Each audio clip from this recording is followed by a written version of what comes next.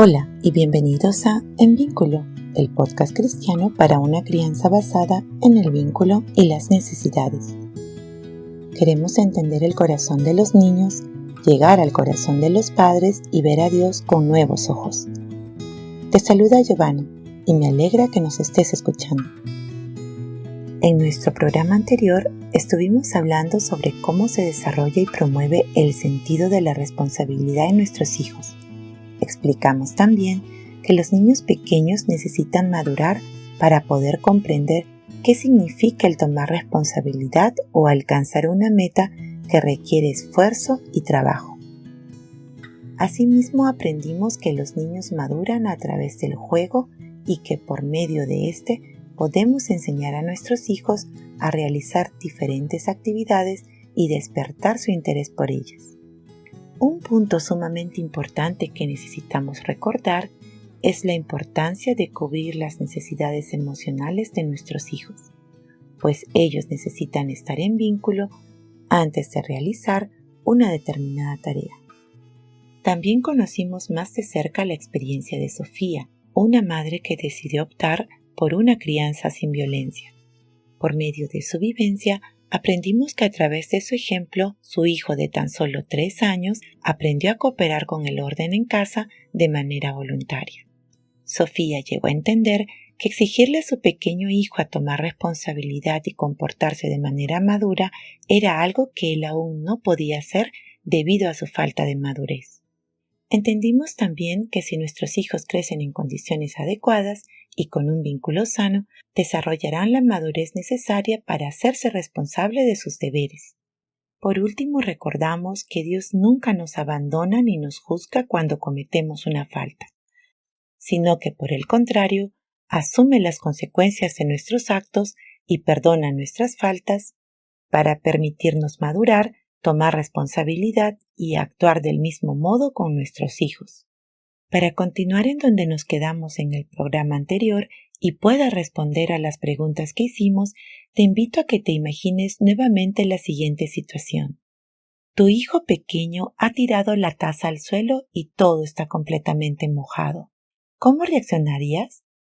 Una actitud correcta ante un suelo mojado se ve de la siguiente manera. Podrías decir con un tono de voz amable algo como: ahora el suelo está mojado, esto no es nada agradable, iré por un trapo para limpiarlo. Al reaccionar de esta manera, le estás mostrando a tu hijo la consecuencia natural de sus actos. El suelo está mojado y esto te desagrada. Necesita ser limpiado. Al mismo tiempo, como madre o padre, asumes la responsabilidad de las acciones de tu hijo, pues éste aún no ha alcanzado la madurez necesaria. Mostrando una actitud humilde y servicial, puedes preguntarle a tu hijo si desea ayudarte.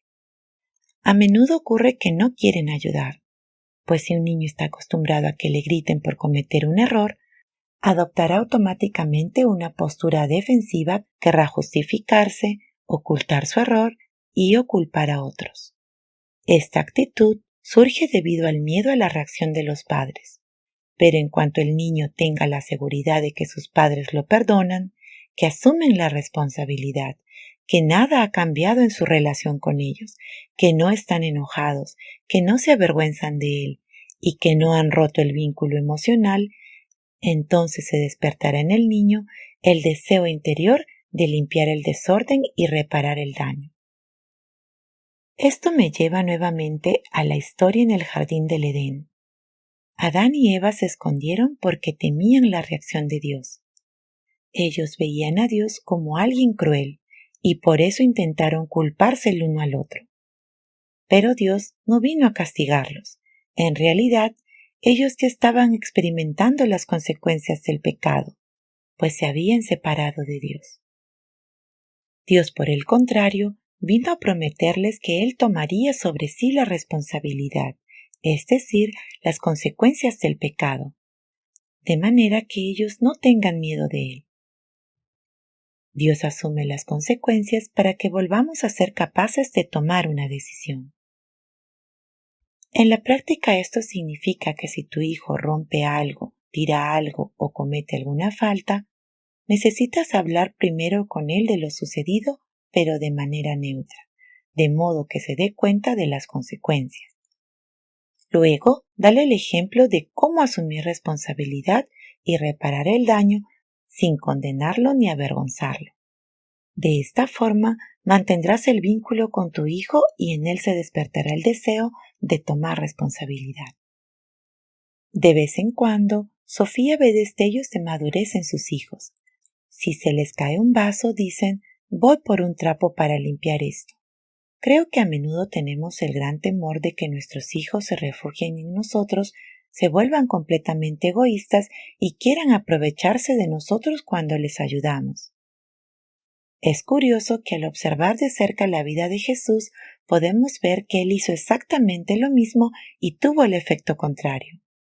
Por eso es importante que te preguntes el porqué de lo que haces y la manera como lo haces. ¿Lo haces acaso con una actitud condenatoria del tipo tú nunca puedes hacer nada, ¿qué va a hacer de ti sin mí? O con una actitud de víctima diciendo siempre limpio lo que ensucias y ni siquiera me das las gracias? De ser así, lo que haces no es un acto basado en el amor que surge voluntariamente. Y esto de hecho provoca en el niño creencias tales como no necesito hacer ningún esfuerzo porque nada bueno sale de mí, o soy un desagradecido y el culpable de que otros sufran, soy una carga para los demás. Para Sofía todo esto tiene tanto sentido, pero a menudo le es muy difícil ponerlo en práctica en su día a día. Ella ha reconocido, por ejemplo, que necesita trabajar en su amor propio y su valía, ya que a menudo se compadece de sí misma, siente que no vale y se enfada por tener que volver a limpiar el desorden de sus hijos. Esta actitud y creencia solo destruyen más nuestra autoestima.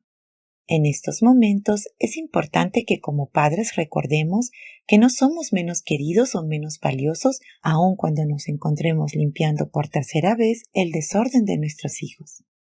Así también necesitamos comprender que estamos tratando con niños que aún se encuentran en proceso de maduración y que no están buscando provocarnos, sino que por el contrario están aprendiendo lo que es tomar responsabilidad. Así es, tu hijo aprende por medio de tu ejemplo. Si tienes una actitud cariñosa y reafirmas su valor, él hará lo mismo en su trato con los demás. Recuerda, nosotros somos los adultos, por lo tanto, somos los responsables de nuestra relación con ellos. Es absurdo pensar que nuestros hijos tienen la culpa de nuestra mala relación con ellos porque no hacen lo que les decimos, y tenemos que castigarlos por eso.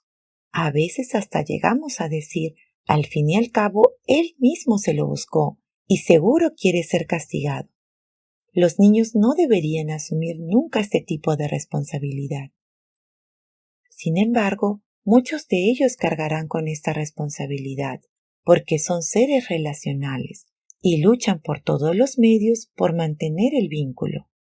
Su autoestima es tan frágil que piensan que ellos tienen la culpa. A menudo es precisamente el comportamiento llamativo de los niños un grito de auxilio para volver a ese vínculo. Veamos otro ejemplo. Tu hijo en un ataque de rabia ha golpeado a otro niño. Llegas corriendo y naturalmente también te enfadas. Una actitud común podría ser pedirle severamente a tu hijo que se disculpe por lo sucedido. Nuevamente, el objetivo es que tu hijo asuma su responsabilidad y aprenda a disculparse porque es correcto e importante disculparse por un mal comportamiento. Sin embargo, debido a su inmadurez, los niños menores de 5 años aún no han desarrollado su empatía. No se pueden colocar en el lugar de otra persona, sino que solo se centran en su propio enojo. Por lo mismo, no puede surgir en él el remordimiento de modo que quiera disculparse sinceramente.